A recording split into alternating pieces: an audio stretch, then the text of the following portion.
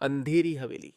भागित आमंत्रण। शिवानी एक युवा आर्कियोलॉजिस्ट थी जो पुरानी इमारतों और खंडहरों की खोज और उनके इतिहास को उजागर करने में माहिर थी। जब उसे राजस्थान के बनगढ़ गांव की सीमा पर स्थित एक पुरानी हवेली के सर्वेक्षण का प्रस्ताव मिला तो वह झट से मान गई। उस हवेली का नाम था काली कोठी। गांव वालों के अनुसार वह हवेली पिछले 70 सालों से वीरान थी और वहां से कभी कभी अजीब चीखें आती थीं। पर शिवानी को इन सब बातों में भरोसा नहीं था। वह एक यथार्थवादी थी। जब वह अपने 3 सहकर्मियों विक्रम, नीरज और स्वाति के साथ बनगढ़ पहुंची तो गांव वाले उन्हें हवेली के पास जाने से रोकने लगे।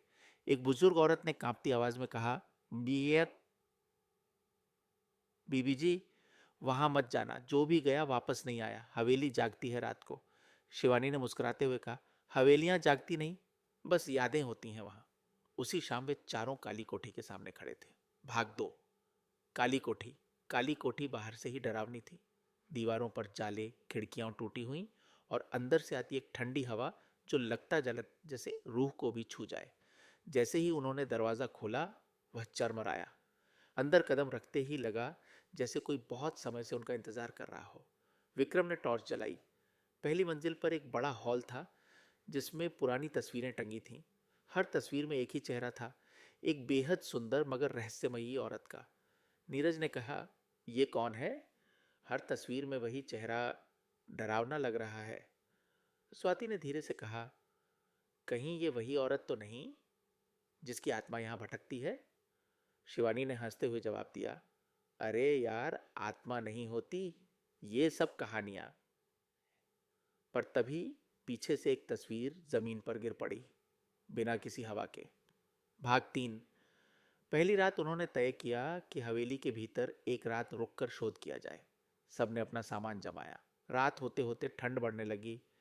आधी रात के बाद अचानक विक्रम ने चिल्लाकर सबको जगाया, मैं केंद्र ने तिली किसी ने मेरी गर्दन दबाई। मैं सो रहा था और अचानक जैसे कोई मेरे ऊपर बैठ गया। शिवानी ने टॉर्च जलाई पर वहां कोई नहीं था। नीरज ने कहा, मैंने भी कोई परछाई देखी जो कमरे से बाहर गई, बहुत लंबी और बिना चैना चेहरा। शिवानी को अब थोड़ी घबराहट होने लगी थी पर वह खुद को मजबूत बनाए रखे थी। उन्होंने कैमरे ऑन करके हर कोने में लगाया और सभी लोग फिर से सोने की कोशिश करने लगे। भाग 4।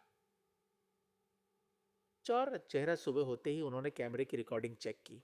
एक वीडियो में साफ दिख रहा था, रात 3:12 पर एक औरत की परछाई विक्रम के पास आती है, झुकती है और फिर अचानक गायब हो जाती है। लेकिन उस औरत का चेहरा उल्टा था।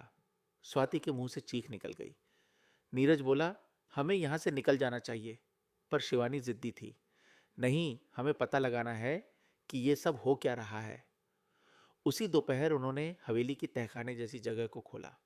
वहां अंधेरा और बदबू थी, लेकिन एक दीवार पर खून से लिखा कुछ दिखा, वह लौटेगी जब कोई औरत हवेली में कदम रखेगी। शिवानी ने कहा, इसका क्या मतलब हो सकता है? विक्रम ने धीरे से कहा, इसका मतलब कि तुम उसकी कुंजी हो। भाग 5। 5 इतिहास की परतें। गांव के एक बहुत बूढ़े पंडित ने बताया कि 1940 में एक रईस ठाकुर ध्यान सिंह इस हवेली में रहता था। उसकी पत्नी थी चंपा, जो अत्यंत सुंदर थी लेकिन निःसंतान थी। धीरे धीरे ध्यान सिंह पागलपन की हद तक अंधविश्वासी हो गया। उसने किसी तांत्रिक की बातों में आकर चंपा की बलि दे दी, ये सोचकर कि बलिदान से उसे पुत्र की प्राप्ति होगी। उस रात से हवेली में हर पूर्णिमा पर उसकी आत्मा भटकती है, क्योंकि वो अधूरी मरी थी, जिंदा जलाई गई थी। पंडित ने कहा, औरत ही उसका द्वार है। वो औरत जो हवेली में सच्चे मन से आएगी, उसी के शरीर में वह प्रवेश करेगी। शिवानी चुप थी। अंदर एक अजीब सी बेचैनी उसे घेर रही थी। भाग 6। रात। अगली रात जब वे हवेली में सो रहे थे, अचानक हवा तेज होने लगी। खिड़कियां अपने आप खुलने लगीं, दरवाजे खुद ब खुद बंद हो गए। शिवानी को लगा जैसे कोई उसके कानों में फुसफुसा रहा हो, तू मेरी तरह दिखती है, तू मेरी तरह है, अब तू ही मेरा द्वार है। वह कांप गई। अचानक विक्रम की चीख आई। वह ऊपर के कमरे में था। जब सब दौड़कर पहुंचे, देखा कि विक्रम उल्टा लटक रहा था, आंखें सफेद और मुंह से खून। नीरज डर से पागल हो गया, चिल्लाते हुए बाहर भागा और गलती से खाई में गिर गया। उसकी मौत हो गई, मौत हो गई। स्वाति बेहोश हो गई, बेहोश हो गई। अब सिर्फ शिवानी बची थी।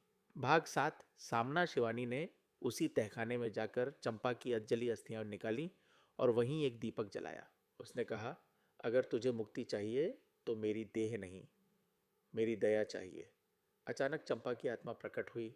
एक भयंकर चेहरा, जलता हुआ शरीर, आंखों में बदला। उसने कहा, मैं सिर्फ न्याय चाहती थी। जिसने मुझे जलाया उसे आग में जलते देखा नहीं। शिवानी बोली, मैं तुम्हें न्याय दिलाऊंगी। उसने सबूतों के साथ पुलिस को जानकारी दी। हवेली को संरक्षित स्मारक में बदला गया और चंपा के अवशेषों का विधिवत अंतिम संस्कार हुआ। भाग 8। अंत या एक शुरुआत। कई साल बीत गए। शिवानी की किताब काली कोठी की चीख अंतरराष्ट्रीय स्तर पर मशहूर हुई। पर आज भी हर पूर्णिमा की रात हवेली में एक दीपक अपने आप जलता है और दूर से कोई फुसफुसाता है, अब मैं चैन में हूं, मगर कोई और आ गया, तो ये बीच चंद रहे हैं।